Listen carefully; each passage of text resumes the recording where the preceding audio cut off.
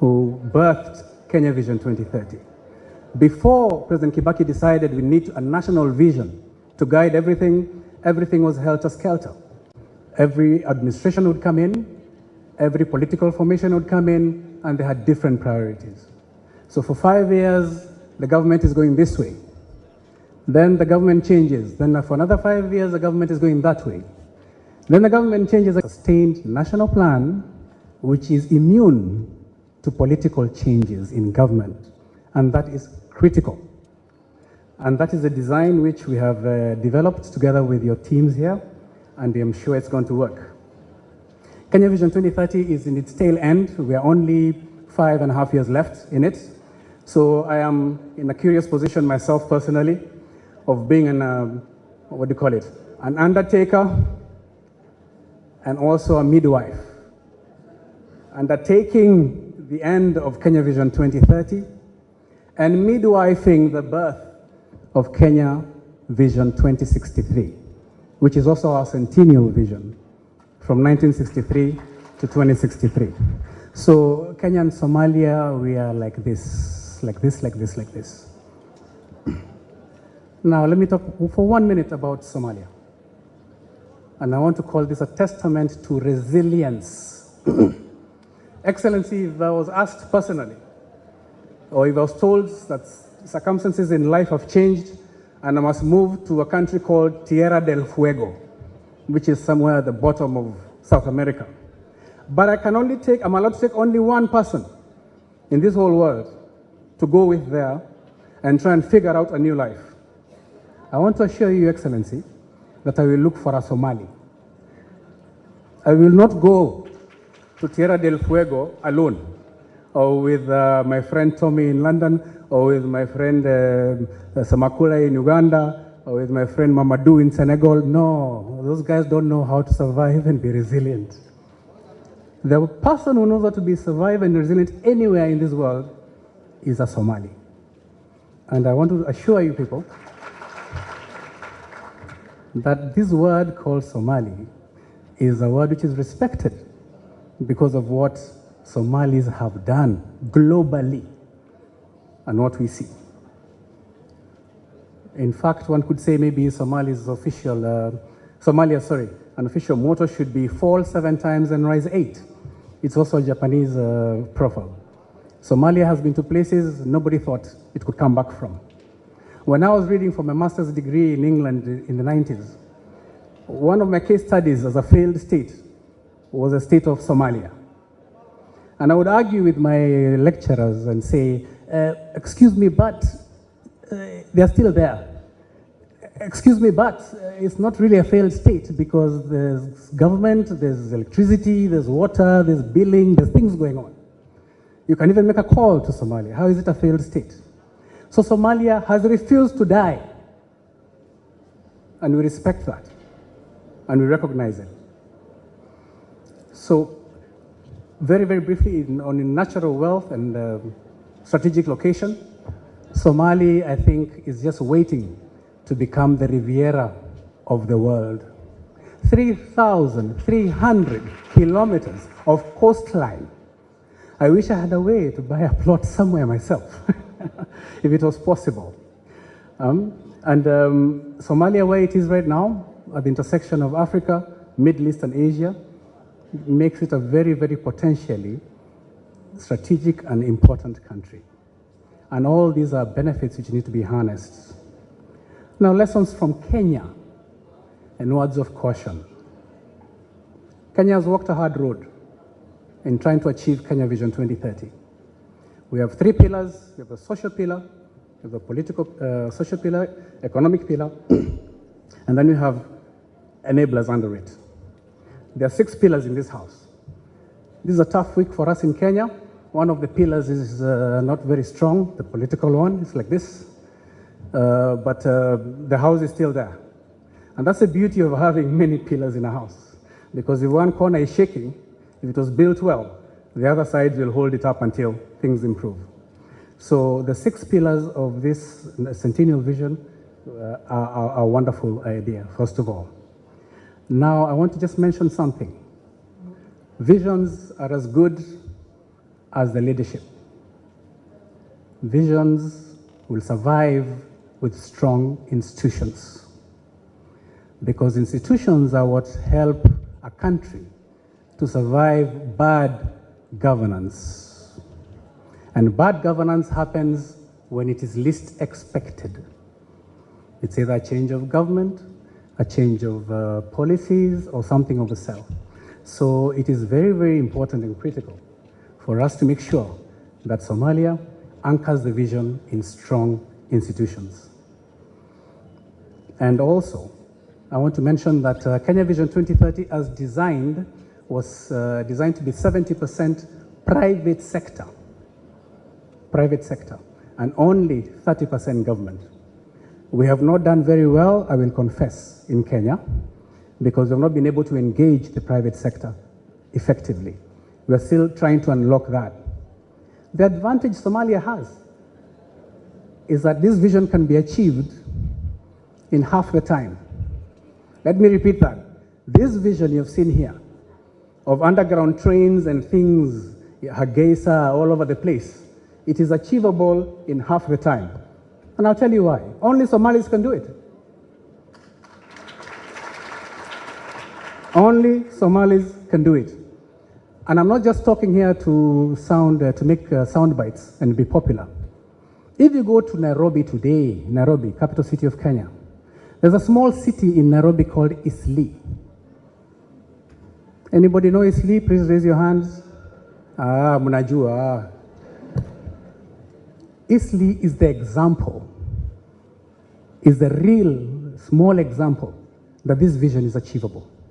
It has been done by Somalis. Kenyan Somalis. And Kenyan Somalis and the diaspora. One of the biggest, the reason why I said this vision can be achieved in half the time is because the private sector in Somalia is already engaged. They are ready. Their capital is visible. You can see what it is doing. In Kenya, there's nobody who has any doubt what it happens. I'm sure there are people here who own properties in Kilimani area in Nairobi. Kilimani area? Yeah, Kilimani area in Nairobi, yes. Many of you are landowners there. If you look at what Somali foreign diaspora money has done to Nairobi's real estate market, I'm a beneficiary myself of what has happened done by Somalis. So Somalis are recognized FDI, foreign direct investment. And the remittances which can come from Somali diaspora are enough to fund all of this and live change. All of this and live change. So this is within our grasp. This is something which can be done. I want to finish because I won't talk too long. Kenya stands ready to work with Somalia as a neighbor, a partner, and a brother. And my personal commitment to you, Your Excellencies, is that all the resources of Kenya Vision 2030, all of them, starting with this man sitting in front of you, are available for you and for Somalia to help make sure that this happens. In closing, I want to mention something called copy, edit, and paste. Copy, edit, and paste. In Africa, we have a small problem. We travel the world, Stockholm, London, Washington, DC, we go everywhere. We say, that's a really good idea, that's a really good idea, oh, that's a really good idea. Then we run back home, and then we paste. We forgot to edit. And the big advantage Africa has is that we don't have because we don't have the R&D budgets other countries have, research and development, to go into biotechnology, that we are in the very good position of being able to leapfrog and take advantage of other people's R&D. That is how we moved from telephone lines to the mobile phone in no time. And suddenly nobody wants copper anymore for telephone lines. So the challenge here for us is to edit appropriately. Edit appropriately. So all these ideas you've seen, the Centennial, 2063, they're all visible. And they're going to be visible because the team you have, Excellency, And I'm not just here to praise them for nothing, because this is a good job by any standards. This is a very, very good job by any standards. Dr. Hassan, Adam Husso, Dr. Abdi Ali, and the entire NEC team, you have dared to look far, you've dared to imagine the impossible, and that is what visions are all about. And as I close, to the Somali people, this vision is a mirror of your endurance and your dreams. It is your North Star for the next 35 years or so, and your contact with the future. What is most important to say is that a good vision must be a bit crazy, slightly mad.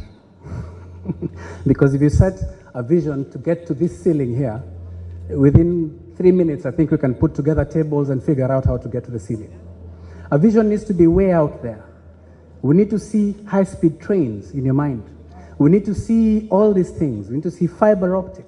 We need to see interlinked cities. This is a vision we have in Kenya. We need to see all these things which were in that beautiful video which was produced here, and they're all achievable. All of them are achievable. And before I finish, I want to talk about the 70% of the room who own this vision, the youth of Somalia. This document is not for us. Those of us who are my age and above have one leg in the grave and the other one standing on a banana skin. So visions are about our children, visions are about the future. Visions are about what we leave for coming generations.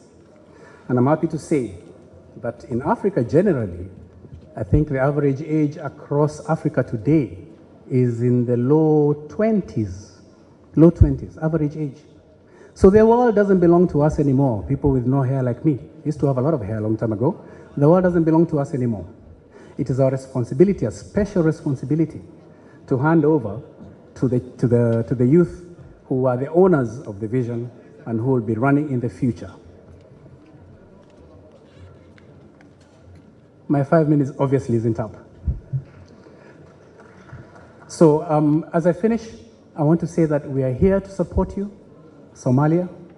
Everybody in this world wants Somalia to thrive. Everybody in this world wants Somalia to win. Everybody in this world wants Somalia to change. And we are all here to support you in every way possible. Asante sana. Wad mahatsat tihin. Thank you.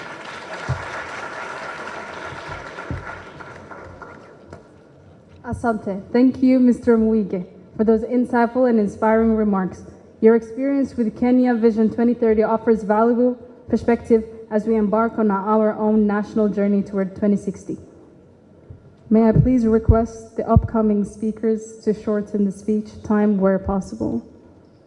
Now it is my honor to welcome to the stage a committed partner to Somalia's development, Mr. George Conway, United Nations Deputy Special Representative of the Secretary General, Resident and Humanitarian Coordinator.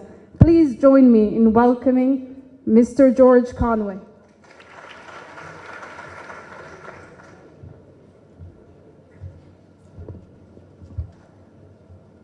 Your Excellency, the President of the Federal Republic of Somalia, Your Excellency, the Prime Minister of Somalia, Excellencies, Ministers of the federal and state governments, the Undersecretary General and Executive Director of the United Nations Economic Commission for Africa, ambassadors, development partners, distinguished guests, good afternoon.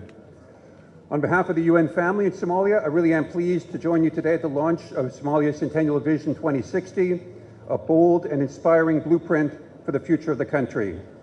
We're present today to affirm our shared commitment to a future defined by peace, prosperity, and unity. As one renowned management educator put it, the best way to predict the future is to create it. And this vision empowers Somalis to do just that. I do commend the leadership of the federal government of Somalia, the Office of the President, the National Economic Council, and all stakeholders whose vision and dedication have brought this landmark document to realization. I also do appreciate the strong engagement from the UN Economic Commission for Africa throughout the process, and likewise that of the UN country team, the World Bank, amongst other international partners. The Centennial Vision is more than just a plan. It's a declaration of hope, ambition, and national unity. It embodies the aspirations of the Somali people for a society centered on peace, dignity, and sustainable development. The UN in Somalia is proud to stand with the government and people of Somalia as we embark on this transformative journey. The vision defines the principles and pathways through which the new National Transformation Plan for 2025 to 2029 is also operationalized and serves as the first phase of the longer-term vision. The UN country team is aligning its own development programming with this vision and with the plan through our upcoming cooperation framework, focusing on the areas of transformational governance, economic transformation, human capital development, and climate resilience. The framework itself, the Vision 2060, serves for us as a long-term anchor, ensuring that our collective efforts remain coherent, nationally led, and future-oriented, while the NTP itself defines our concrete steps towards that vision over the course of the next 5 years. And I do take note that the NTP covers the remaining years towards the globally agreed 2030 Sustainable Development Agenda and the Sustainable Development Goals, or SDGs. The vision, while helping us accelerate efforts towards the SDGs, also looks far beyond them to the longer-term transformative changes that the country needs, and in doing so aligns with the spirit of the African Union's Agenda 2063, and thereby contributes to the progress of the continent as a whole. As we move from vision to action, data will be our guiding compass. Reliable, timely, and disaggregated data is indispensable for tracking progress, shaping effective policy, and upholding accountability. And the United Nations reaffirms its commitments to enhancing Somalia's national statistics systems to support robust monitoring and an evaluation framework built on high-quality national data in order to rigorously monitor the outcomes of the NTP, the SDGs, and progress towards the Centennial Vision. Ultimately, the success of the vision will depend on sustained collaboration across all sectors of society, including government, civil society, the private sector, and international partners, as well as building new partnerships and new coalitions for development. So, together, let us commit to ensure that this bold vision translates into concrete actions, aiming to transform the lives of every Somali child, woman, and man in every region and community across the country, reducing risk and vulnerability, and building hope and opportunity. Colleagues, thank you very, very much, and congratulations.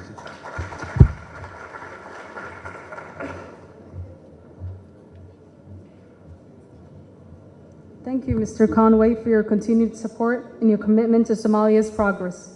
Now I have the pleasure of inviting a key development partner whose institution has stood beside Somalia through critical stages of reform and growth.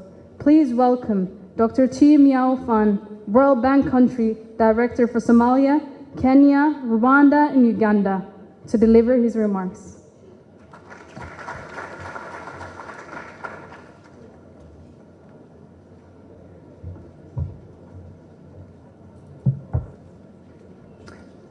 Thank you very much. Your Excellency, Mr. President, Honorable Prime Minister, Honorable Ministers, Members of Parliament, development partners, ladies and gentlemen, a very good afternoon to you all. Salam alaikum. I'm delighted to be here with you today for the launch of Somalia's Centennial Vision 2060, the country's long-term national development blueprint. I think Vision 2060 offers a very clear and homegrown pathway to move from fragility to resilience and from recovery to a prosperous future by its centenary in 2060. First, let me take this opportunity to thank the Somali government for the excellent collaboration on our common goal to uplift the lives of Somalis and to promote economic growth. The World Bank's current investment in Somalia totals some $2.4 billion US. This investment is complemented by analytical and advisory work and other global knowledge products that support the government in making evidence-based decisions on policies, reforms, and programs. Indeed, Vision 2060 is an excellent example of the support that the World Bank has been providing as a reliable development partner towards the national transformation agenda for Somalia.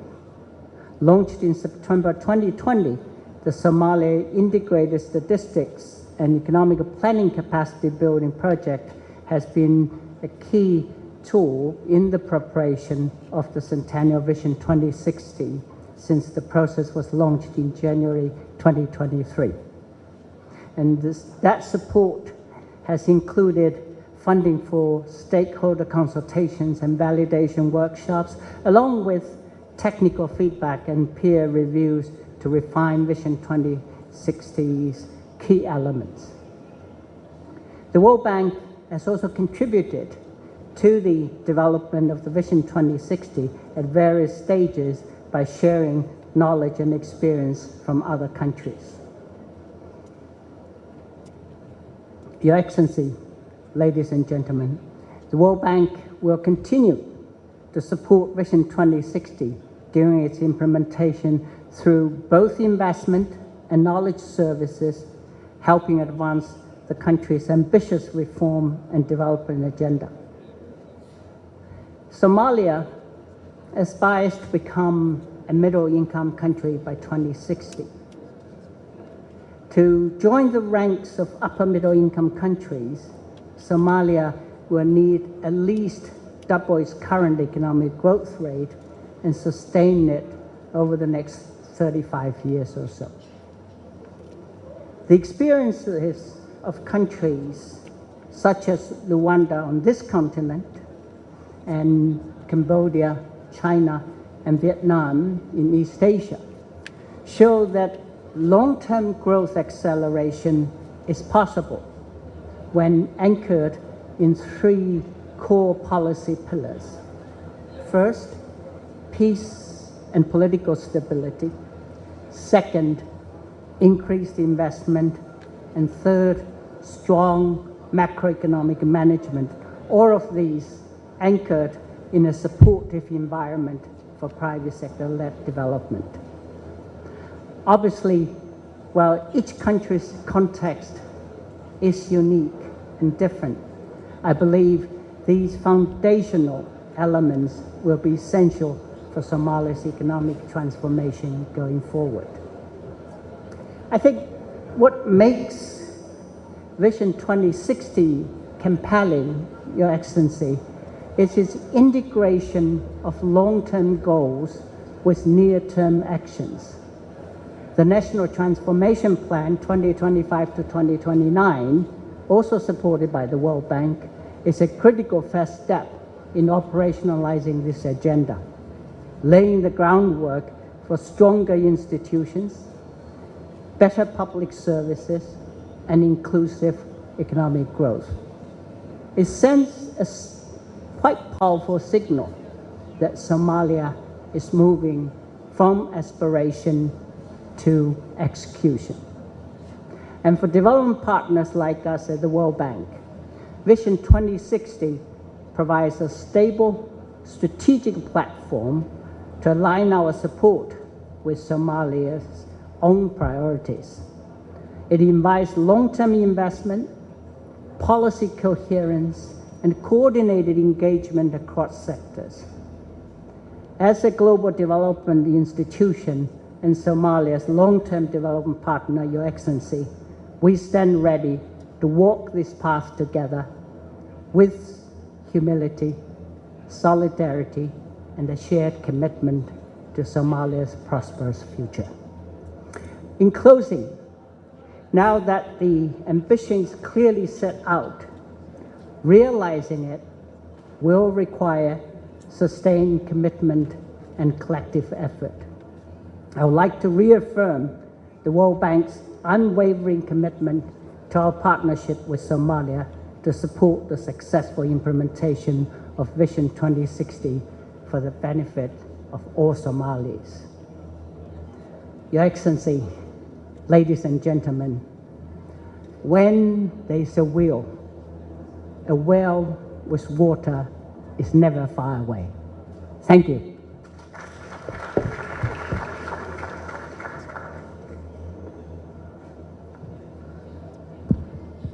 Thank you, Dr. Fan, for those thoughtful and forward-looking remarks. As we continue, it is my honor to welcome representatives of Somalia's trusted diplomatic partners, missions that have walked alongside Somalia in both challenging and hopeful times. First, please join me in welcoming Mr. Stephen Gillings, Shah Zafar and Deputy Chief of Mission at the U.S. Embassy in Somalia.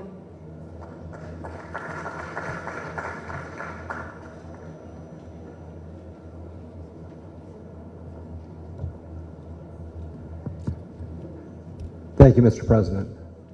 Thank you, friends. Thank you, members of the Diplomatic Corps. Thank you, people of Somalia. I'm going to be brief because this vision is Somalia's vision. It's not America's vision. I saw chapter 2 of the strategy lay out what kind of Somalia we want. Well, we, in this case, the people of Somalia. If I'm asked, what do we want? What does the United States of America want in Somalia? We want for Somalia the kind of Somalia that the people of Somalia want.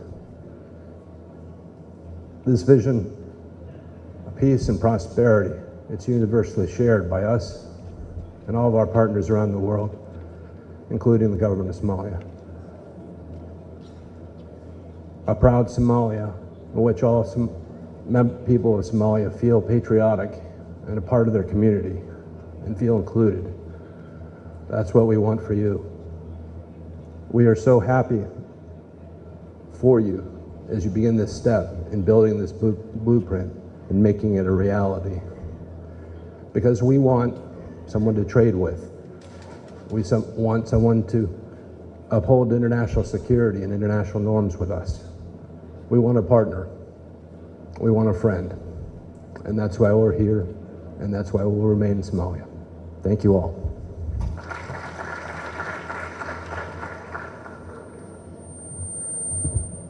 Thank you, Mr. Gillen, for your thoughtful contribution.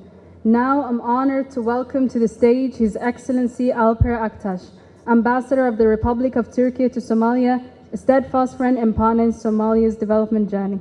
Hoş geldiniz, ekselansları.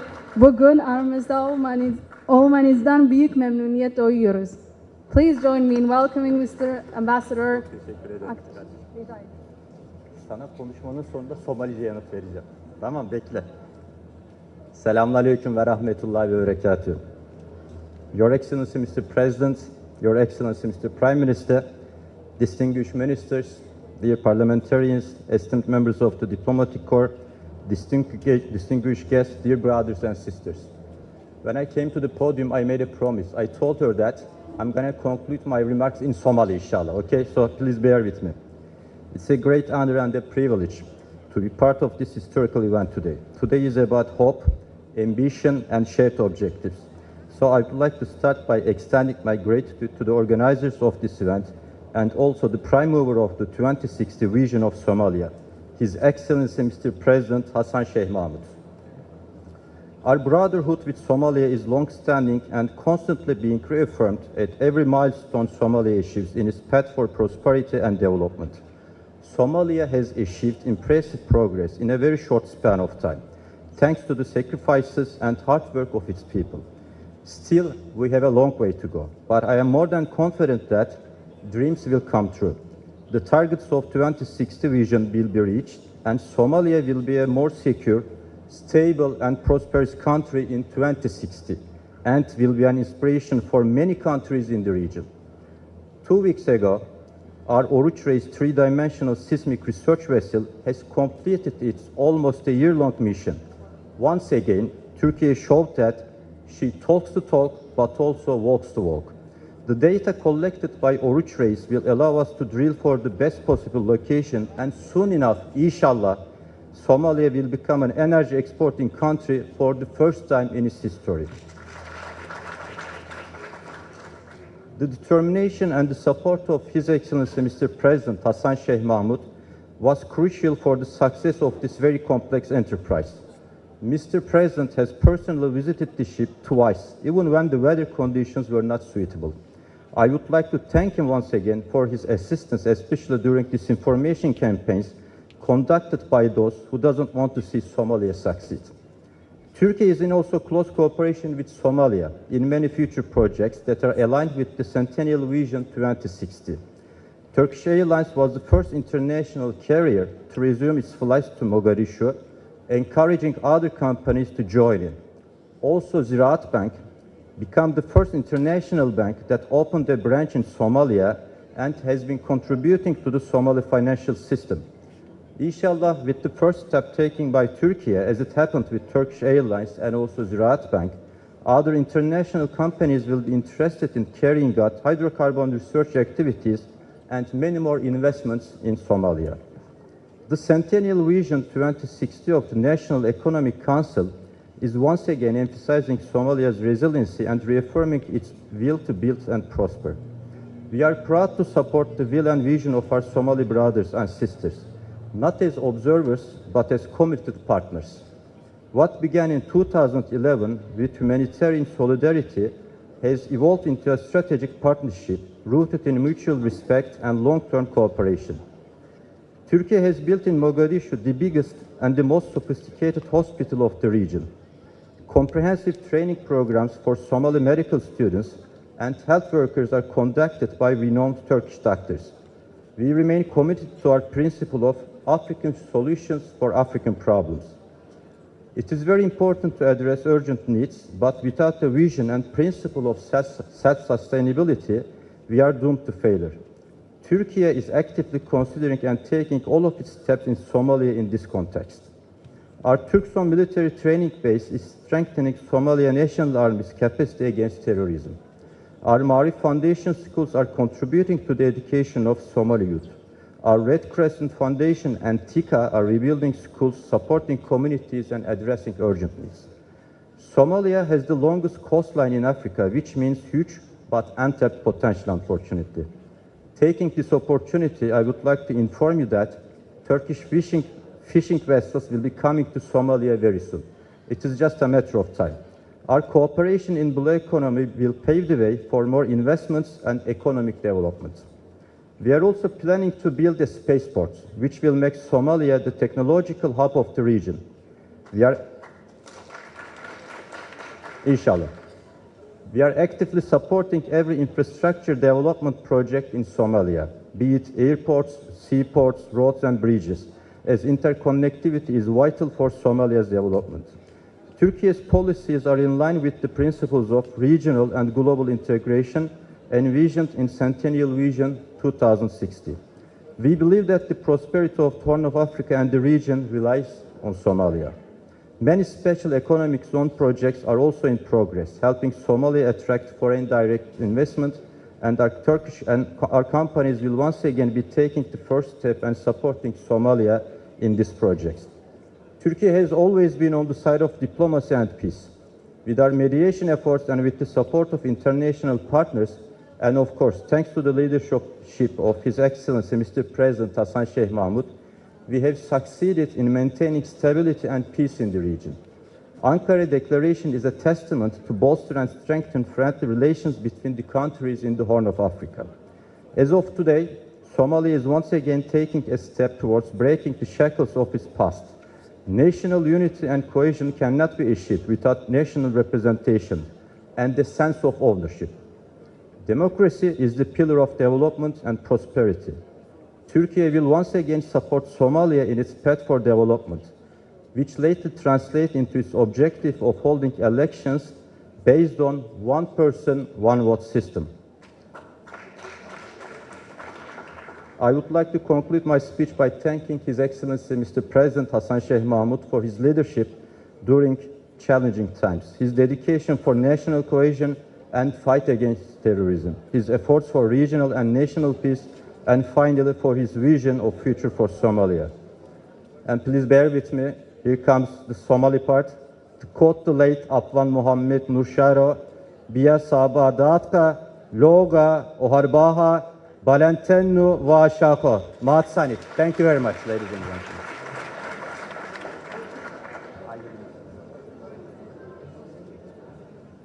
Çok teşekkürler hocam. Next we have His Excellency Pierre Mario Sacco Coppi, Ambassador of the Italian Republic to Somalia, whose country remains a long-standing partner in Somalia's journey.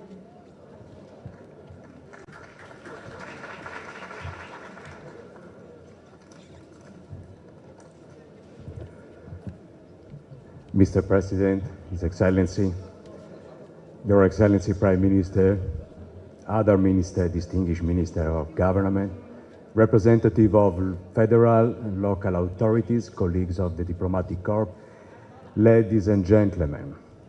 I'm really honored to participate in this very important event. I will be very brief so as not to take away time for the many qualified speakers. On 1st July 1960, when the Republic of Somalia born as union between Somalia, a former Italian colony under United Nations trustship, and the English Protectorate of Somaliland, Italy was here. The new Somalia is a country that distinguishes itself as one of the few linguistically and culturally homogeneous African states at the time of independence. That is important.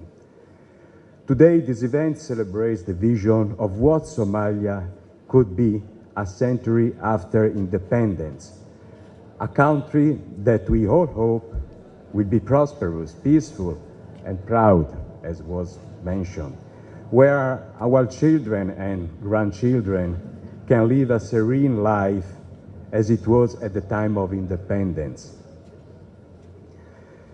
As it was at that time and today, my wish is that Italy will still be here in 2060 with unchanged spirit on friendship and brotherhood.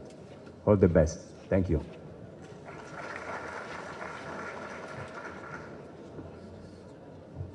Thank you, Your Excellency. And finally, it is my pleasure to welcome Her Excellency Qarni-jirka, Ambassador of the European Union to Somalia, a key voice for multilateral cooperation and inclusive development. Välkommen till podiet, Excellens. Vi är verkligen glada att ha er med oss idag. Thank you very much. I feel very honored when I hear some words in Swedish. Thank you very much. His Excellency, the President of the Federal Republic, His Excellency, the Prime Minister, Ministers, Honorable Parliamentarians, Ambassadors, ladies and gentlemen, all protocols observed. The European Union is honored to be here, to contribute and to celebrate the reflection and presentation of Somalia of tomorrow, the vision of the future for the Somali people. The EU is a long-standing and strong supporter of Somalia in thick and thin. And we are supporting in an integrated fashion the security architecture, combining capacity building and equipment and training of the Somali National Army and the training of Somali police force and the Federal Dawish. And we are looking ahead, supporting a unified Somalia geared towards economic development, private sector growth, trade and investment. As you know, we are supporting the Investment, Trade and Business Platform, as well as the Somali Development and Reconstruction Bank as drivers for economic growth. And in line with the Somali EU Joint Operational Roadmap, improving the business environment, facilitating access to affordable finance, and promoting a better investment climate are key strategic priorities for boosting our deep and wide Somali partnership. Somalia is performing well on the macroeconomic and public finance management indicators, and we are supporting this trajectory through our budget support program. The development pathway forward requires a concerted effort of all development partners, well coordinated, and of a whole of government approach. bringing together the different line ministries, working together towards the same mission, the Centennial Vision 2060. And the European Union, we are here to stay. And we will continue working closely together with Somalia on this very important journey ahead. Thank you. Mahal Sanidin. Och tack så mycket. Thank you, Your Excellency, for those powerful words and for the European Union's steadfast commitment to Somalia's development journey. Tack så mycket för ert värdefulla stöd och era inspirerande ord. Now it is my distinct honor to welcome a continental voice in the development and regional integration. Please join me in welcoming His Excellency Klaver Gatet, United Nations Under Secretary General and Executive Secretary of the United Nations Economic Commission for Africa, to deliver his statement.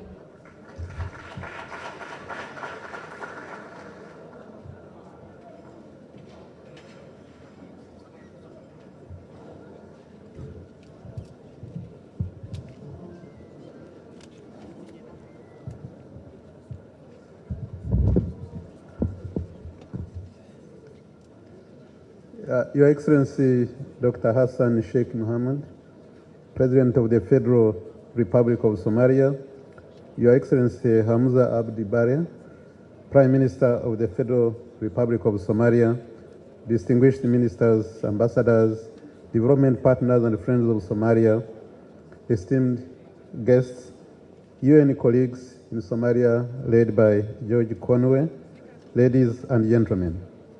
I'm deeply honored to join you today for the launch of the Somalia Centennial Vision 2060. I wish to begin by expressing my sincere appreciation to His Excellency the President and the government and people of Somalia for the home hospitality extended to me and my delegation during my visit, and for the leadership in convening this historic occasion. Your vision and commitment to the long-term inclusive development for Somalia is inspiring and most essential for the country's next chapter.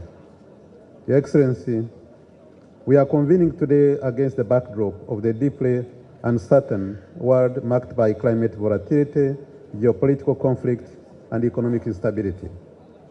And Africa is in particular acutely feels these shocks.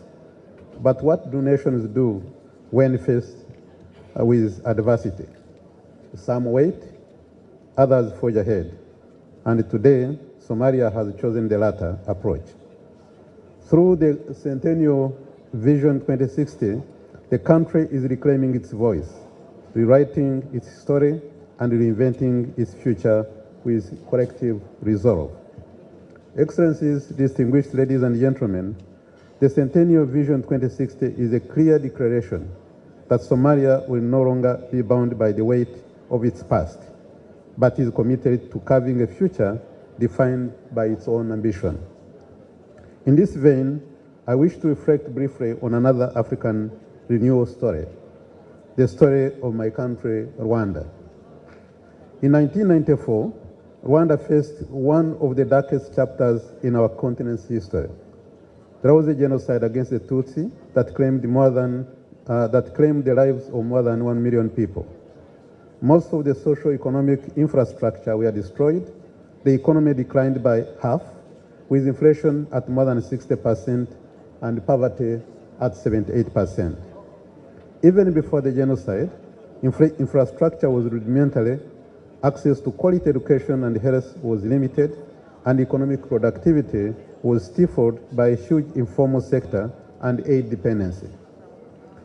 Thereafter, the government embarked on a long journey to rebuild the country from emergency phase to reconstruction and reconciliation to sustainable development. And in less than 3 decades, the country transformed itself into one of Africa's most compelling examples of post-conflict development driven by shared vision, discipline, and inclusive leadership. It is important to stress that Rwanda's success did not come from chance.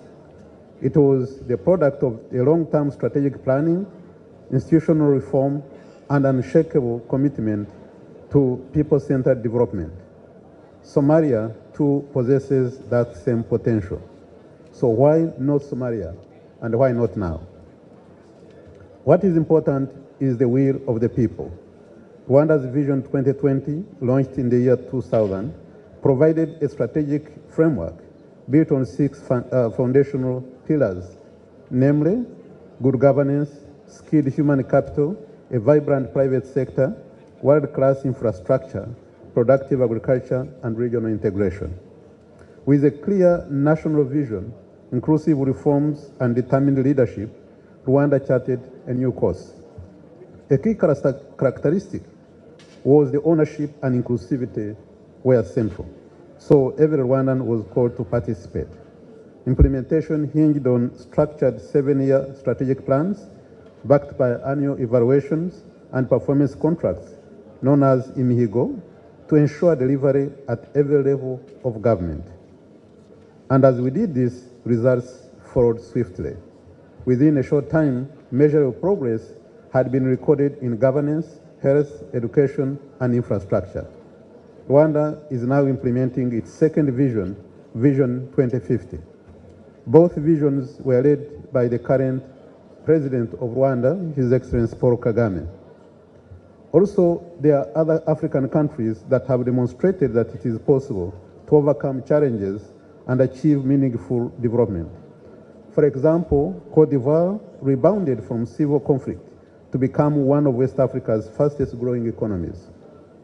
Similarly, Mauritius also transitioned from low-income status to a diversified middle-income country today. Indeed, many others are getting back on their feet after an initial strong setback.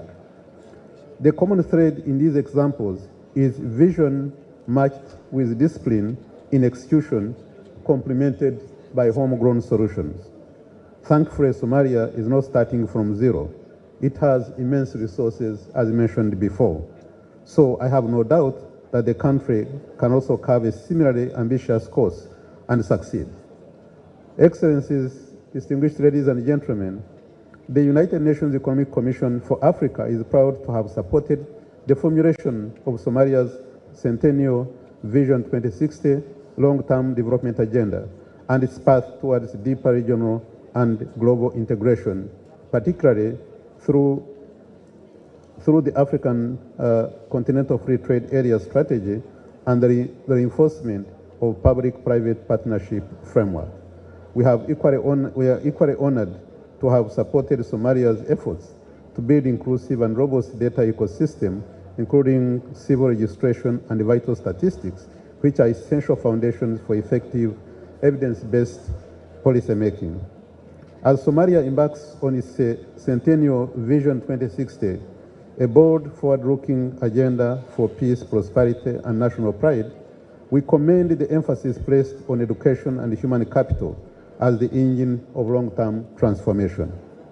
The vision is therefore more than a policy document. It is a declaration of confidence, resilience, and ambition by the Somali people. As such, the United Nations Economic Commission for Africa reaffirms its steadfast commitment to accompany Somalia every step of the way on this journey. We will continue to share knowledge, amplify success stories, and deliver results that improve lives. With sustained collaboration, political will, and solidarity, Vision 2060 will not just be imagined, it will be realized. We call upon all partners, regional, continental, and global, to join forces with Somalia in realizing this bold vision. Finally, I want to thank you, Mr. President, for this great vision. Today, you have made Somalia proud, and you have made Africa proud. Thank you very much for your kind attention.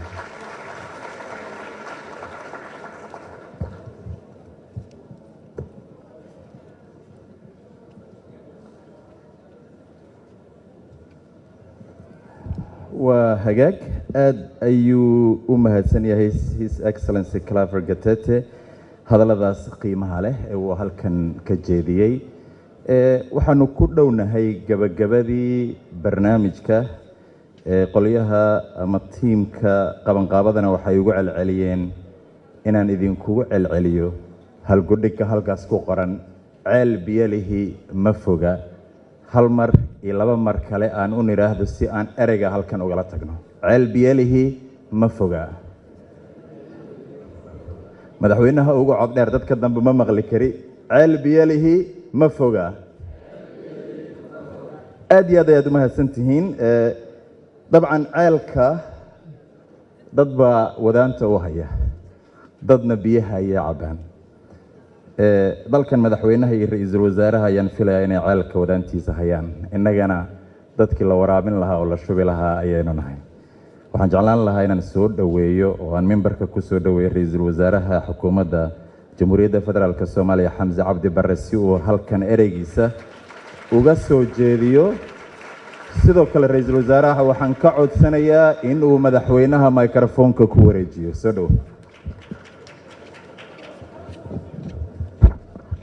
بسم الله الرحمن الرحيم الحمد لله والصلاة والسلام على رسول الله مدحوينها جمهورية فدرالك الصومالية دكتور حسن الشيخ محمود وزير هذا حلبان هذا مرتدى شرفت له دبلوماسيين كسوق بقلياشا مانتا حفلة قيمها بضن وان السلام يا السلام عليكم ورحمة الله وبركاته السلام كدب maanta waxaan halkan isugu nimid Soomaaliya oo galaysa chapter cusub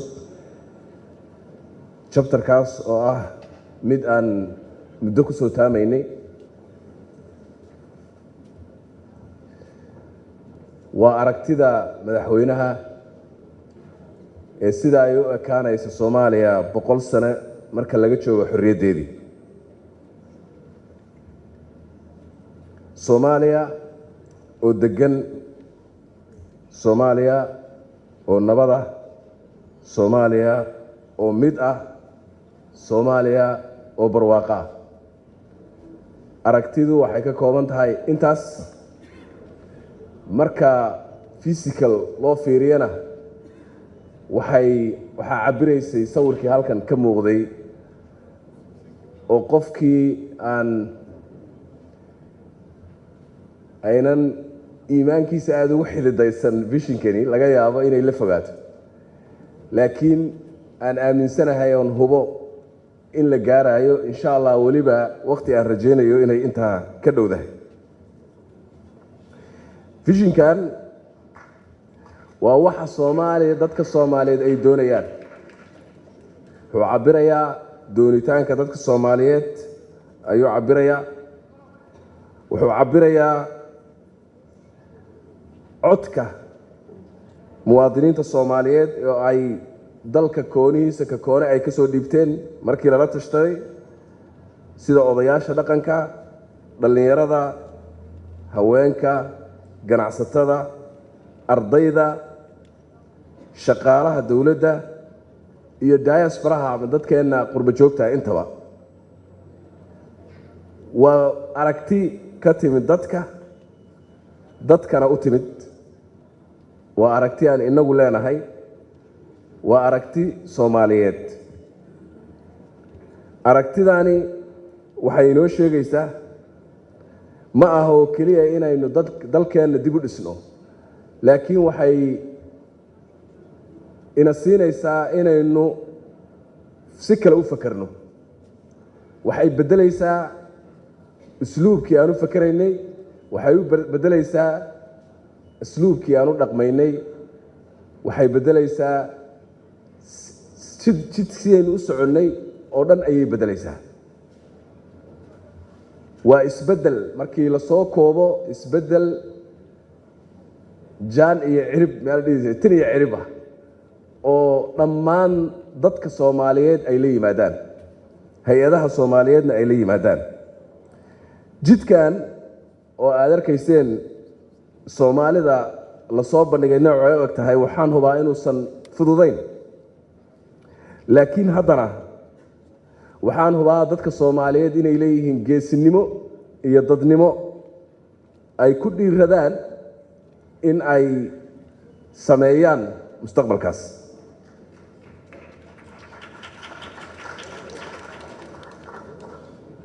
sannado badan oo iska horimaad iyo isjiijiid iyo khilaaf iyo dhibaato ah kadib maanta waxaynu xasuusanaynaa in aynu qabsannay ama aynu hellay jid ka duwan kuwii aan qaadi jirnay, jid cusub oo ina geynaya meel doog iyo deegaan leh, ceelkaas biyaha leh. haddaan nahay dadka Soomaaliyeed, waa jid inaga soo saaraya survivalnimada iyo inaan noolaano, inaan ku ekaano, oo ina gaarsiinaya ma inagu ridayay jidka horumarka. waa jid qaybsanaanta iyo khilaafka iyo kala qaybsanaanta inaga bixinaya oo ina gaarsiinaya midnimo dhab ah. waa jid inaga saaraya inaan gargaar ku tiirsanaano oo ina gaarsiinaya inaynu inagu isku filaano. jidkaasi jid sahlan ma aha. aragtidan madaxweynaha ayaa ina gaarsiinaysa, ina siinaysa dariiqa loo marayo. waxay inoo sheegaysaa meesha aan doonayno inay Soomaaliya joogto 100 sano marka laga joogo xorriyaddeena 60kii. waxay cabiraysaa oo ay inoo tilmaamaysaa, inoo caddaynaysaa Soomaalida aan rabno inaan uga tagno ubadkeenna iyo ubadkooda. waxay inoo sheegaysaa dal nabada oo degan ayay inoo sheegaysaa. waxay inoo sheegaysaa, inoo tilmaamaysaa dowlad ama xukuumad ama maamul cadaalada oo isla xisaabtan ka jiro. waxay inoo sheegaysaa dal aysan shaqo la'aani ka jirin, ay dadkiisu ay fursadaha shaqada ay haystaan, isla markaana loo dhan yahay oo si siman ay u helayaan oo cadaalada. waxay inoo sheegaysaa inaan qof Soomaali ah inuusan inaga hadhin, in dhammaanteen aynu Soomaaliyadaas wada gaarno innagoo isla soconno oo dhan. aragtidan waxaa loo fulinayaa si step by step. hal mar halkaas inaan lagu boodaynin, dee cid waliba way garanaysaa. laakiin waxaynu u samaynay qorsho ama qorshayaal dhexsin loo sii degayo, maadaama aan hal mar inta la guuro meeshaas lagu boodi karin. waxaynu u baahannahay inaynu usii xeroguul sii gallo, dhexsin sii degno, si aynu meeshaas u gaadhno innagoo iswadanna oo ayna cidina inaga hadhin. dhexsintaas waxaan u bixinay arrintii aan haddana laga hadlayay waaye NTP-ga ama National Transformation Plan. waxay qaadan doontaa ilaa iyo 35 sano oo 5 sano loo jarjaray, marka waa 5 lagu dhuftay ilaa 30 ilaa 7 shanaad ayay qaadan doontaa haddii la yidhaahdo oo NTP ah. waxaan ku faraxsanahay kii ugu horreeyey almost in aynu horay bishii March aynu u loonji garaynay halkan.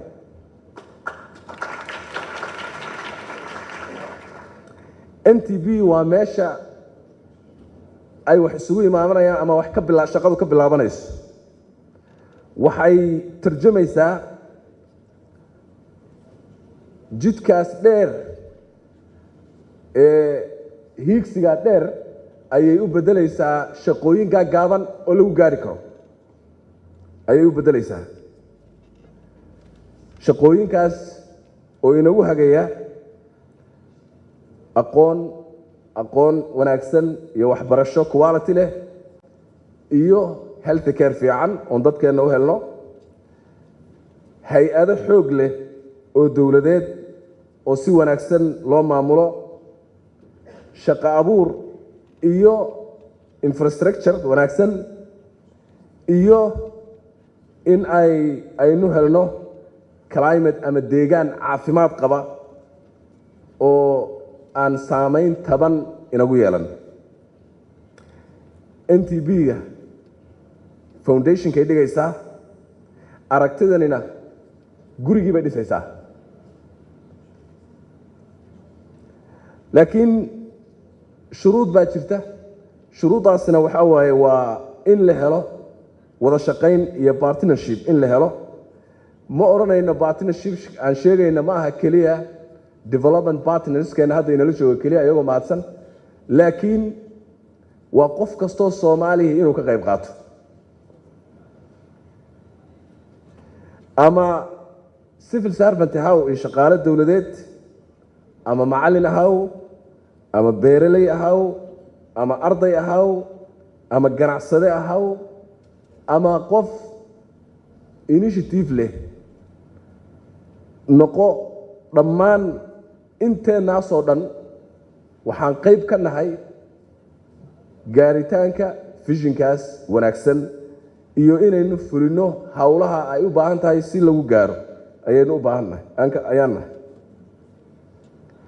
waxaan ugu yeerayaa private sector-keenna in ay initiative iyo innovation inay la yimaadaan iyo wax cusub oo keeni kara inaynu si xoog loo tallaabsanno waxaan ugu yeerayaa dhallinyaradeenna oo hadda ay gabadheena qiimaha badani ay wakiilka ka hayday u hadlaysay waxaan ugu yeeraynaa in ay la yimaadaan energy iyo creativity ay ku gaaraan hawshaas ayada ee muhiimka ah waxaan ugu yeerayaa haweenkeenna Soomaaliyeed oo aan ognahay markay dhaqaalaha timaado iyo horumarka inay udub dhaxaad u yihiin in ay ka shaqeeyaan oo u istaagaan sidii visionkaas aynu ku gaari lahayn waxaan u yeerayaa diasporaheena iyo dadkeenna qurba joogta ah in ay ku soo noqdaan dalka kaliya ma aha inay lacag ay ku investment garayaan ay ugu soo noqonayaan laakiin inay la yimaadaan aragtiyo iyo xirfado ay ka soo naqliyeen ama ay ka keeneen dawladaha horumaray ee ay la joogaan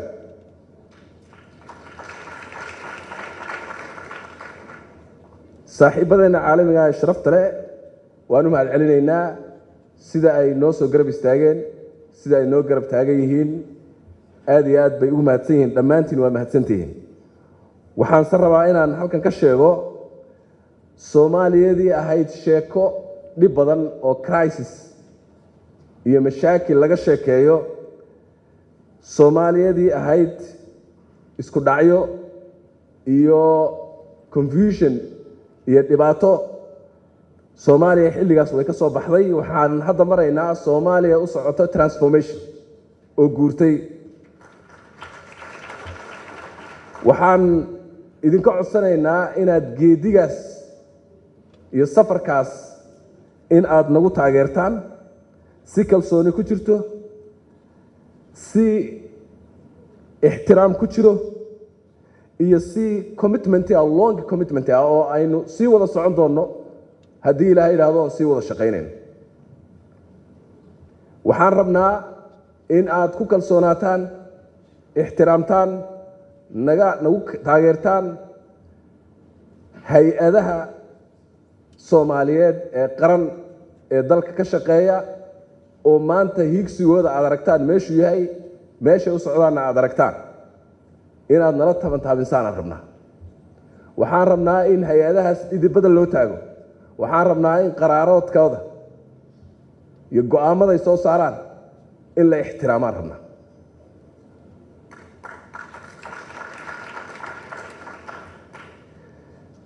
hay-adaha dawladda iyo xukuumadda guud ahaan mas-uuliyadda noo taallay aad bay u culus tahay laakiin عزيمة iyo go'aan ayay u baahan tahay haddaan inta la nimaadnana waan guuleysanaynaa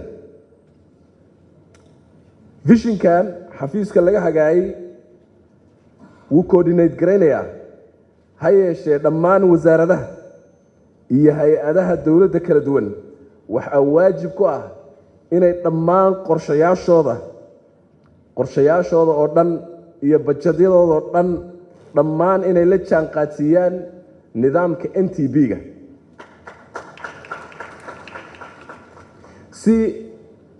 sidaan sheegayay aynu si step by step aynu visionkan u xaqiijino.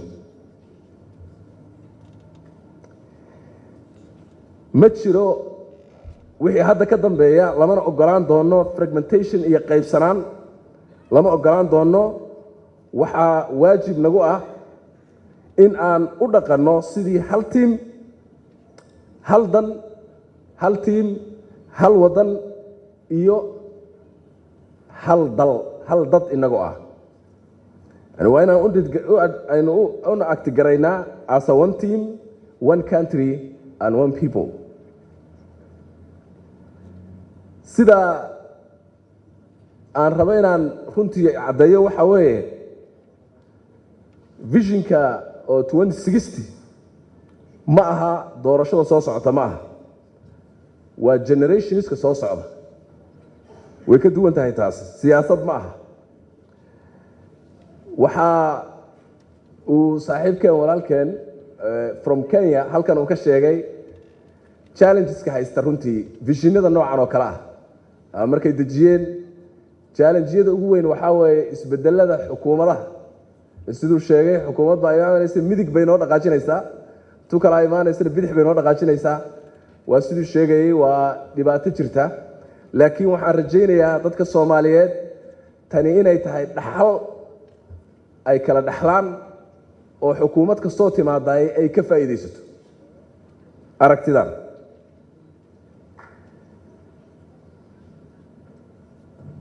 waxaan u baahannahay inaynu dadkeenna uga tagno wax ay u aayaan, waana middan runtii awowayaasheen ee noolaa xilligii xorriyadda ama aabbayaasheenii ee noolaa xilligii xorriyadda ee dadka waaweyn ahaa. runtii uu kow ka ahaa madaxweynihii ugu horreeyey allahu naxariistay aadan cabde, oo maalmahan hadalladiisa in fara badan xilligan oo kale lagu soo celceliyay xorriyadaha marka la joogo. waxay rumaysnaayeen aragti aada u weyn oo la yidhaahdo aragtida Soomaali weyn ayay rumaysnaayeen. xaq ma aha marka iyagoo taas rumaysnaa maanta waxoogaagii jamhuuriyaddii aan ka haynay inay sidan u muuqato sax maaha. waxaan u baahannahay inaan u abaalgudno. abaalgudkaan ugu abaalgudaynayna waa inaan jamhuuriyadda sidaa ka dhigno hadda meeshaas ka muuqata. caruurteenna Soomaaliyeed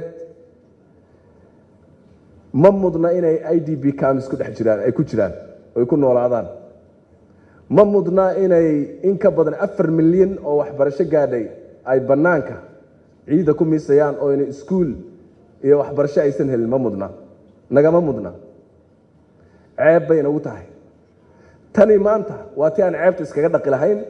waxaan rajaynayaa sidaas dadka Soomaaliyeed inay u wada qaataan, aan ugu wada shaqayno inaan ubadkeenna aan dignity-gii iyo sharaftii iyo karaamadii ay mudnaayeen dalkan qiimaha badan inay ugu noolaadaan, in ay ugu noolaadaan. waa shaqadeenna taas. waxaan rajaynayaa ma foga, waan hubaa, laakiin inaynu la nimaadno commitmentigii.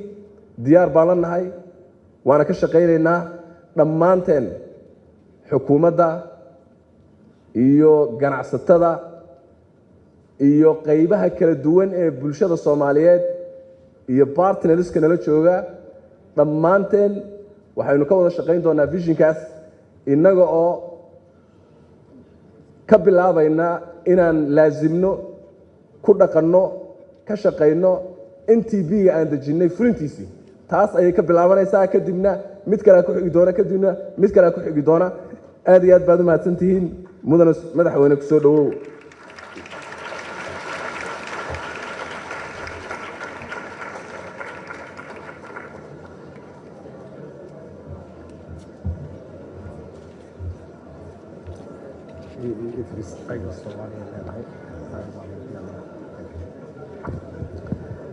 بسم الله الحمد لله والصلاة والسلام على رسول الله السلام عليكم ورحمة الله وبركاته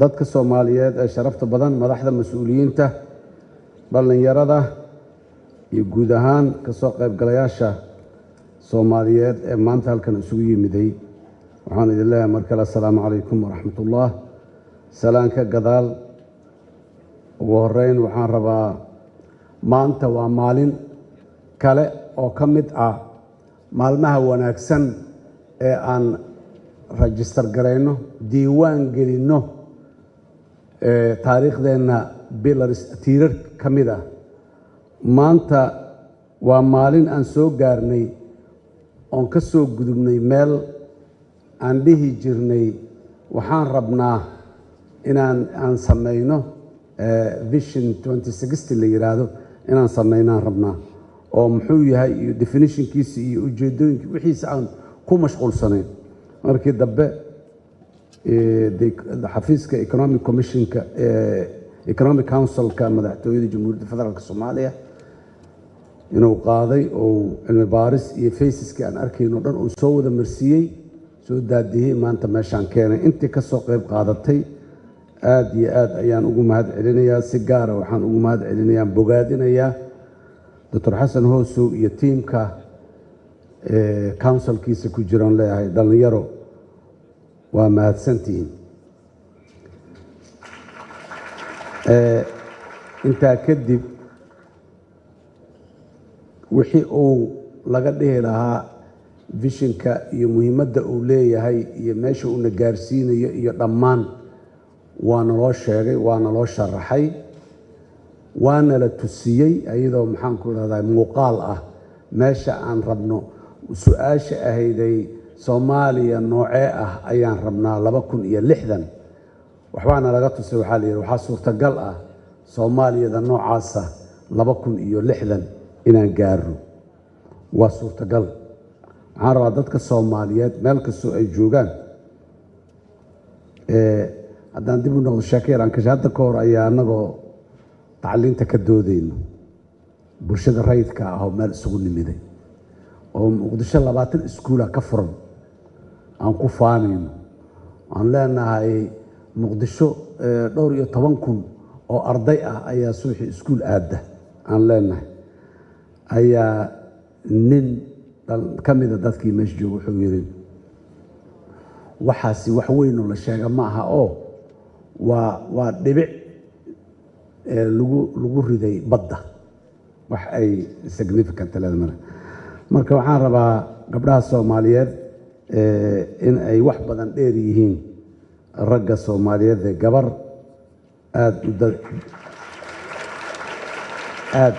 aad u da'yarayd oo aan ku soo xasuustay gabadhayda Asma maanta halkan aan ku arkay ayaa waxay tiri dhibicda badda lagu riday haddaanan aqoonsanin badda dhanna ma aqoonsanayno marka yani waxa yaryar ee tallaabooyinka yaryar ee baby stepska ee aan qaadayno haddaanan aqoonsanin oo aanan jeclaysanin oo aanan ku raaxaysanin haddaan ordana orodkeena tallaabooyinkiisa dhaadheer ma ku raaxaysanayno mana aqbalayno Soomaaliya maanta meesha ay joogtaa meel aad iyo aad u fiican waay dadka Soomaaliyeed ee ku dhaqan dhammaan dalka ma aha Muqdisho oo kaliya Muqdisho ayaa aad loo amaanaa dhismayaasha iyo waxa quruxda badan ee ka socda waa run aad iyo aad ayay Muqdisho uga duwan tahay Muqdishadii 3 sano 4 sano 5 sano ka hor siday ahayd maanta aad ay uga duwan tahay meesha ay joogtaan waxay ku soo gaartay qori isku dhiibkaas socodkaas waa run xukuumaduhu markay isbedelaan in wax badan ay isla badbedelayeen laakiin haddana wax walba isma bedelayna waxun baa noo sii socdo noo soo korayay oo noo soo barbaarayay waana midda maanta meesha aan maraynana keentay laakiin waxaan rabaa dadka Soomaaliyeed ee jamhuuriyadda ku nool oo gobolada kala duwan ku nool halkan waxaa nalaga tusay magaalooyinkeena siday u ekaan karaan Kismaayo say u ekaan kartaa Baydhabo say u ekaan kartaa maxaan ku yiraahdaa Boosaaso say u ekaan kartaa Dhuusamareeb say u ekaan kartaa waxaan rabaa dadka Soomaaliyeed u sheego inay sidaa u ekaadaan magaalooyinkeenna way bilaabatay already way socotaa 3 sano ka hor wadooyinka magaalada Kismaayo ku yaalla kuma oolin wadooyinka magaalada Baydhabo ku yaallaahi kuma oolin oo qaarkood aan dhihi karaa way ka wadooyin fiican yihiin maanta magaalada Muqdisho way ka wadooyin fiican yihiin 3 sano ka hor ama 5 sano ka hor ama gadaal u sii fogay 10 sano ka hor airboorada maxaan ku raadayay maanta magaalooyinkeena ku yaalla ee qaarkood diyaaradaha caalamiga ay ku degaan kuma oolin Kismaayo siday ahayd maaha Baydhabo siday ahayd maaha Dhuusamareeb siday ahayd maaha Jowhar siday shalay ahayd maaha Garowe iyo Boosaaso iyo Gaalkacyo siday shalay ahaayeen maaha mana u dhowa safarka aan ku gaarayno meeshaas aan raacayno bullet trainska wuu bilowday wuuna socdaa si fiican uu socdaa xukuumadaha jeejeesigooda waa run waa caqabad wixii hore daaday wax cusub aan doonayaa dadkii hore dad cusub aan rabaa waxyaabaha aan ku mashquulsanayn waayihii dambe waxay ahayd dadka Soomaaliyeed inaan u sheegno tusnana qof kastoo Soomaali ah ee dawladda u shaqeeya dawlad Soomaaliyeed u shaqeeya xasan sheekhna uma shaqeeyo shalayna madaxweyne farmaajo uma shaqeynayn maalintii ka soo ma aha qofka shaqaalaha dawladda ee ciidanka ah ee civil servant-ga ah ee diplomat-ka ah ee maxaan ku raaqay wuxuu u shaqeeyaa dawlad Soomaaliyeed aaminaadda noocaas waaye waxa keenaya inaan horay u soconno oo aan hore u sii soconno aad iyo aad ayaan u fahamnay sida uu walaalkeennii Kenya ka socday ee nagu beeriyay waaye aragnimadiisa oo noogu sheego ah isbedel si aan uga maaranno uga badbaadno inaan maalinna xukuumadda cusub timaaday inta u jeesato maalinta kalena xaq u jeesato ayaa loo keenay koow in horta vision iyo meel loo socdo iyo meel in la gaaro la rabo inay jirto tareen aan raacno bas aan raacno diyaarad aan raacno laakiin meel destination aan leenahay inaan gaarno 2060 destination kaasoo sida hadda loo dhimay si ay taas u dhacdo waxa kaliya caqabad nagu noqon karaayo waa 2 waxyaabood amniga iyo siyaasadda weliba siyaasadda deganaanshiya la'aanta siyaasadeed waa caqabadana haysatahay muddo 35 sano ah 10 sano ugu horeysay 10 sano oo dagaalada sokeeye iyo weli wixii burburkii wixii aan ku jirnay ahayd 25 sano ugu dambeeyana waa 25 sano oo aan dawlad isku jirnay horumar aan sameynay laakiin dhammaan waxaan isku raacsanahay 25 sano horumarka aan sameynay ka badan aan sameyn karnay waan gaabinay maxaan u gaabinay waxa ugu muhiimsanayd la'aanshiyaha deganaanshiya siyaasadeed lack of political stability was the main reason waa sababta maanta aan u go'aansanay siyaasadda in la institutionalize gareeyo tandiim loo yeelo oo la nidaamiyo institutions inay noqoto qofof inaanay noqon 25 sano mushkiladana haysto waxay siyaasadeenna waa qofaysneed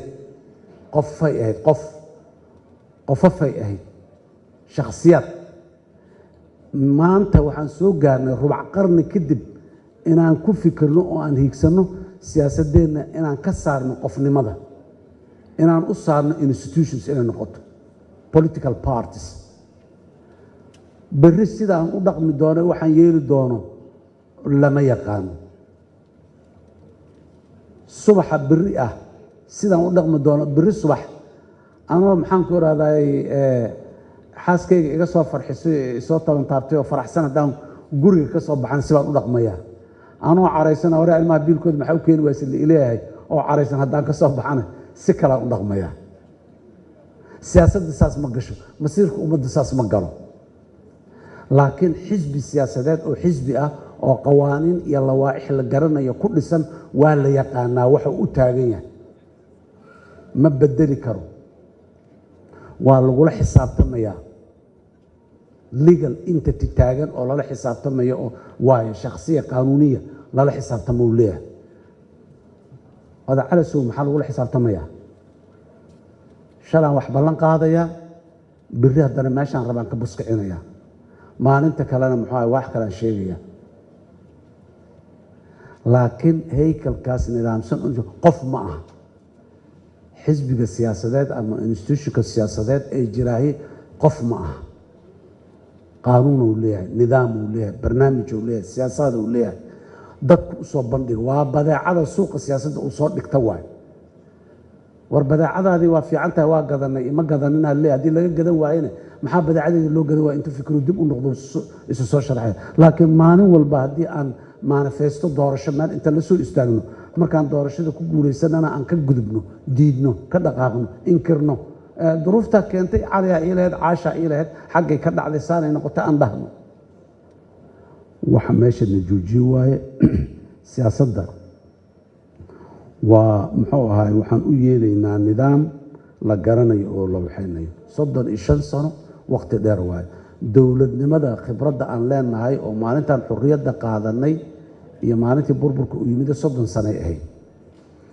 intii cimri alla u siiyo garanaysa joogtay aad joogto 30 sano dalkeena Soomaaliya horumar weyn u gaaray maalintii xurriyadda iyo 90kii wax badan dalka u dhaxeeyay farqiga u dhaxeeyay laakiin hal meelaan rabnaa inaan ka nimaado oo wax ka barano regionka aan ku naalno ee geeska Afrika tartana nagala dhaxeeyay waana sida rijimada dhan ay yihiin rijimadu waa la wada tartamaa dalalku waa tartamaan goboladu qaaradaha kulli dhammaan annaga gobolka geeska Afrika tartanka nagala dhaxeeyay wuxuu ahaay tartan ciidan u ahay military kaligeena ma ahayn gobolka dhamaa dagaalkii qaboobay u samaysnaa sida waxaan ku xoolo iyo xoog caqli waxaan helnoo dhan ciidan aan gelinayn kuma ceebaysneen berigaas ciidanka ugu fiican rijinkaana Soomaaliya ay dhisatay ay lahayd laakiin waxaan rabnaa ciidanka maxabaabiyay siyaasadda muhiimadda ay leedahay eeg markii siyaasadda xumaatay ciidankii xoogga badnaayo gobolkan ka tilmaanay dowladnimada waa celi waayey muwaay uu celi waayey laana siyaasadda xumaatay siyaasadda lagu kala tagay siyaasadda hadii lagu kala tago wax walba lagu kala tagayaa maanta wali marka waxaan rabnaa rijinka inaan tartan la galno laakiin tartan ciidan ma rabno inaan la galno tartan ciidankeena waa dhisanayna waana lahaynayna baahida dalkeena oo ciidan u qabo inta qanciso dhanna waa dhisanayna laakiin rijinka maanta waxaan rabnaa inaan tartan kula galno dhaqaale awood dhaqaale Soomaaliya inay noqotaan rabnaa awood aqooneed manbac tacliimeed inay noqotaan rabnaa Soomaaliya ma rabno bas meel gantaale iyo madaafiic laga tuuro bas inuu maya haddii wax laga tuuraya satellites iyo dayax gacmeed iyo maxaan ku raraa aqoon in laga tuuraa rabnaa oo haddana bilaabatay already adduunyo gobolka aan ku naalno waxaan rabnaa inaan kula tartanno dhaqaale waxaan rabnaa inaan kula tartanno aqoon waana waxa uu tilmaamayaa muxuu ahaay visionkaas si aan saas u gaarno waxaan u baahannahay marka deganaanshiyo siyaasadeed waa bilownay laba waxyaabooda aan naga jiro deganaanshiyo siyaasadeed mid waxa waaye siyaasadda in la tandiimiyo institutions loo yeelo oo aan nin kaligii tooxda ah siyaasadda iyo masiirka ummadda aanay ku xirnaanin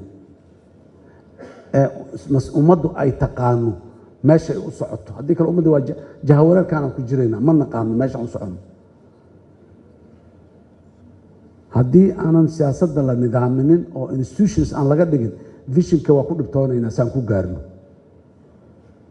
laakiin hay-ado siyaasadeed xisbiyo ururo ku tartamaya sidii loo gaari lahaa maxaa waay visionkaas sidii loo gaari lahaa ku tartamayo yaan rabnaa dalka inay ka hana qaadaan waxaan rabnaa isfahamka siyaasiga ah ee ka dhaxeeya siyaasiyiinta in uu guulaysto uu shaqeeyo oo lagu guulaystaan rabnaa si sidaas loo yeelo waxaan furnay annaan ballan qaadnay inay furnaanayso gogol wada tashi ah oo kala duwan dialogue circles kala duwan oo mustawayaal kala duwan leh waan bilownay wayna furnaanay wayna ku soconay mar walbana way jiray maanta ama marka fursaddan ka faa'iideysanayo oo khudbadayda dhammaystira doono laakiin waxaan rabaa meeshaas intaanan ka bixin inaan halkan ka cilaamiyo Soomaaliya waxay bilaabaysaa ajanda cusub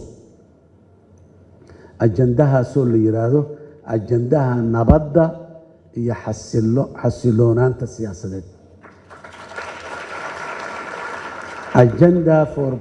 agenda for peace and political stability. That is the agenda oo dowladda federaalka ee Soomaaliya maanta ay ka shaqeyn doonto meel walba iyo geed walbaan u tegaynaa in aan helno deganaanshiyo siyaasadeed ee mustaqbalka dhow ah haddii alla yiraahdo iyo maanta intaba wadada kaliya ee Soomaaliya ay ku guuleysan kartahay waa sidaas waxaan rajaynaynaa dadka Soomaaliyeed in ay dhinaca siyaasadda ugeetooda loo jeesto oo aan ka nimaado qofka aan ka nimaado qof fiican ma jiro nidaam fiican ha jiro qof aamina ma jiro nidaam aamina ha jiro inaan sloganiskaas intaan qaadano aan ka shaqeynaan u baahannahay waxaan rabaa inaan mar kale xoojiyo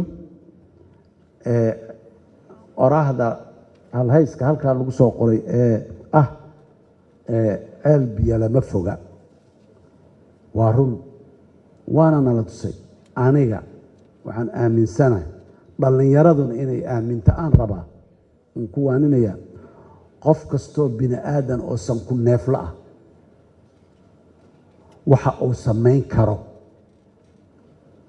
annabaa samayn karaa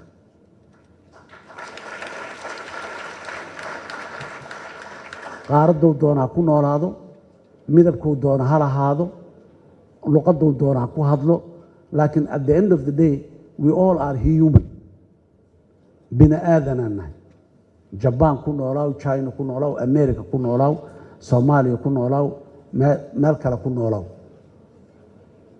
sidaas daraaddeed qof bini aadan oo nool oo socdo wixii uu sameeyay waa samayn karaa duruufo ku sameeyay fursado helay intuu ka dhacay kaasoo yeeshay waxa aan sheegayno dhan waa wax ayaga isdudaya aqoon u lahay aqoontu kaama xirra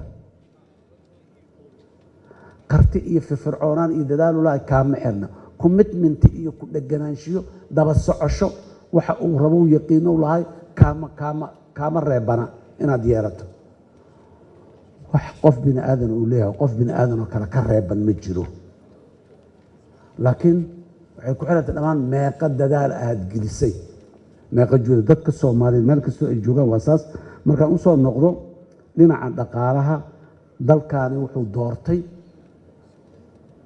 model economic model private driven economic model private ku inuu noqdo waxa drive gareeyo economiga dowladuna ay qaadato doorkeeda regulatory-ga inay nidaamiso private ku tartan badan ka dhaxeeyo isjijiid badan ka dhaxeeyo haddana la nidaaminin fawdo u ekaana in la nidaamiyo dowladdu ay ciyaarto doorkaas nidaaminta sharci u dejinta aboonaysiinta qurxoonaysiinta fududeynta muxuu ahay private-ka inay gaaraan guud wax shakhsi ah wax shakhsi ma waxaas shakhsiga wax dal uu ku hormaro waa waxaas shakhsiga u keeno waxaan rabaa marka in dowladda Soomaaliya waa sidaas ganacsatadeena meel kastoo ay joogaan diaspora hadday yihiin iyo haddii ay joogaan intaba inay u diyaar garoobaan muxuu ahay taas labada arrimood ee economic development-ga inaan focus garayno iyo weakest link-ga aan leenahay oo political instability-ga inaan ka gudubno oo aan u gudubno political harmony iyo muxuu ahay deganaanshiyo siyaasadeed haddii alla yiraahdo intaas kadib dadka Soomaaliyeed meel kastoo joogaan waxaan leeyahay hambalyo waxaan aad iyo aad ugu mahad celinayaa dhammaan caalamka laga soo bilaabo jamciyadda qurumaha ka dhaxaysa African Union-ka la keeno jaamacadda carabta la geeyo OIC la geeyo region-ka la keeno IGAD iyo East Africa Community la keeno aad iyo aad ayaan ugu mahad celinaynaa meesha aan maanta taaganahayna dhammaan waa laga soo wada qayb qaatay waxaan sidoo kale ugu qaab celinaynaa kadib individual countries 35 sano ee Soomaaliya la soo dhaafay waa nalala joogay waxa annaga aanan heli karin keligeen waa naloo sameeyey waa nala siiyey waddadaa nalala maray daadda gacanta nalaga qabtay deynta si isaga cafisaan waddadaan mara cunaqabateen hubsaa isaga qaadaan waddadaan mara UN Security Councilka saa u gashaan waddadaan mara maxaan ku yidhahdaa East African Community saa u gashaan waddadaan mara waana lagu soo gacanaya ilaa maanta nala marsiinayo si aad khayraadkiina uga faa'iidaysataan oo aad khayraadkiina u soo saarataan waddadaan mara partnershipka noocaana gala agreementska noocaana gala trustiga noocaana dhisa intaasoo dhan waa nalala garab taagnaa welina waa nalala garab taagan yahay assignmentiga the ball is in our court dadka Soomaaliyeed meel kastoo ay joogaan waxaan leeyahay shaqada noo taalla aan u wada istaagno aan qabsano. Excellencies, ladies and gentlemen, it's a great day today. Today we have registered another historic milestone for the Somali people. The Vision 2060 Centennial Vision was one day an idea, but today I can say an idea that has been realized, an idea that has come into existence, an idea that is not just standing or stagnant, but idea moving, an idea that has already have the vehicle that was carrying it to the destination, which, as the Prime Minister said, is the NTP, the National Transformation Plan, is the vehicle that will take and deliver the Centennial Vision of 2060. I don't see any reason why this vision cannot win. Definitely, I'm seeing it already winning, and it will win, inshallah. I would like to thank our international partners, multilateralists, and individual countries who were standing with Somalia for the last 35 years. It was a day when Somalia state collapsed and the anarchy engulfed the country. And even the humanitarian agencies led by the United Nations were unable to deliver the aid. And the Somali people were dying, starving in hundreds, not and thousands, not even individuals. That was the day when the late President Bush of the United States has declared and sent the UNITAF to come. By that time, we lost 300,000 Somalis, starved. And there was a full stores in Mogadishu of food available here. We were unable to deliver that food few hundred kilometers outside the city. We are very, since that day, the world was with us. There was UNITAF, then it became UNISOM, then it became AMISOM, and then it became ATMIS, and now we have AUSOM. We have always, the world has always been with us. Not only in terms of security, but in terms of many other things. Until today, we reach where the most sophisticated technology has been brought to Somalia to explore oil and gas in the deepest water of our oceans. We are very much grateful for the Republic of Turkey as well for trusting Somalia and bringing that technology and investment into Somalia. And those who are aspiring to come to Somalia, I just want to say Somalia is open for business and it's open for everyone. Somalia has started launching the stock exchange, which we hope soon there will be a market whereby the Somali people or our international partners can buy and sell the shares of their companies. That is the new Somalia in the horizon. I would have suggested all Somalis and all our international partners to position themselves that new Somalia that's going to come soon, inshallah. Other than that, I congratulate the Somali people, and I said, "Help Yalama Foga."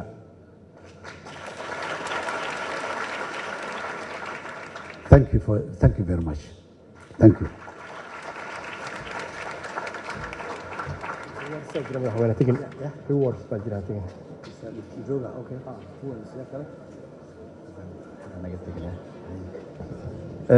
waa mahadsantihiin madaxweynahana halkan ayuu inala joogayaa si aan u bixino abaalmarino. waxaan rabaa inaan u yeero ra'iisul wasaaraha xukuumadda jamhuuriyadda federaalka Soomaaliya mudane Xamse Cabdi Barre inuu isna nagu soo biiro. sidoo kale waxaan u yeerayaa Dr. Xasan Xosow la taliyaha arrimaha dhaqaalaha ee madaxweynaha inuu isna nagu soo biiro si aan u bixino abaalmarino dhowr ah oo halkan yaala.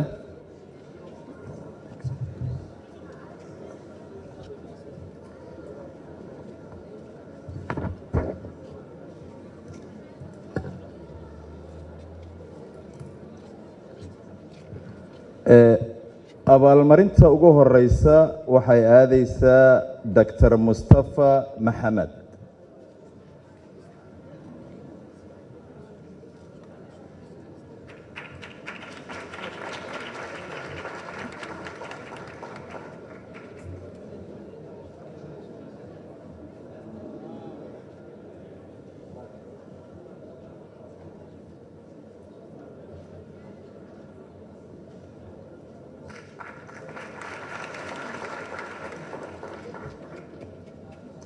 abaalmarinta xigtana waxay loo yeerayaa Dr. Cabdullaahi Cali.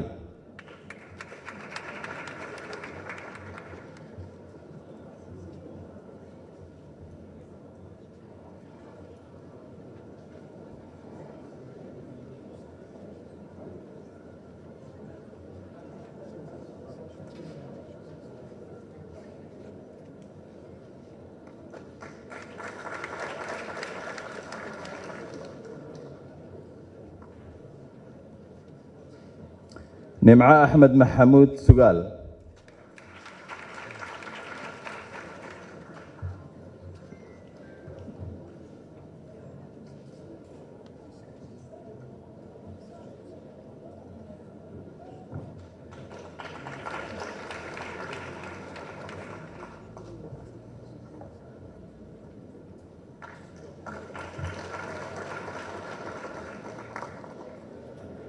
دكتور عبد السلام عبد الرحمن محمد.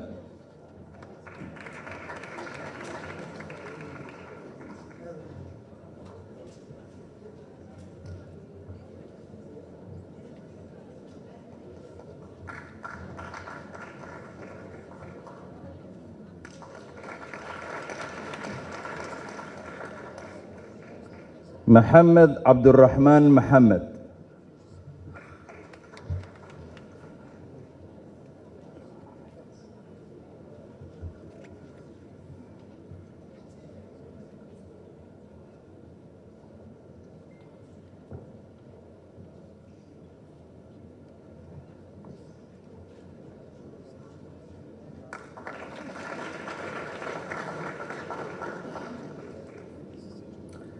Joanna Nichols.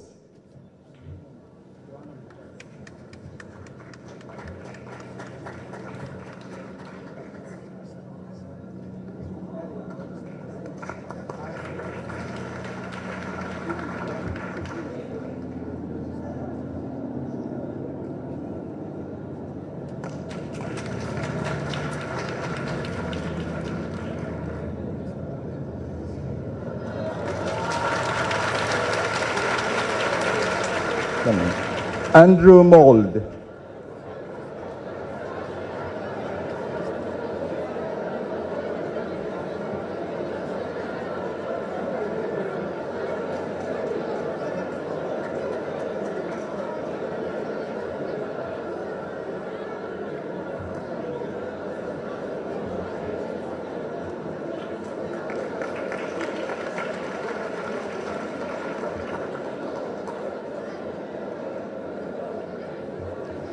Christina Svensson.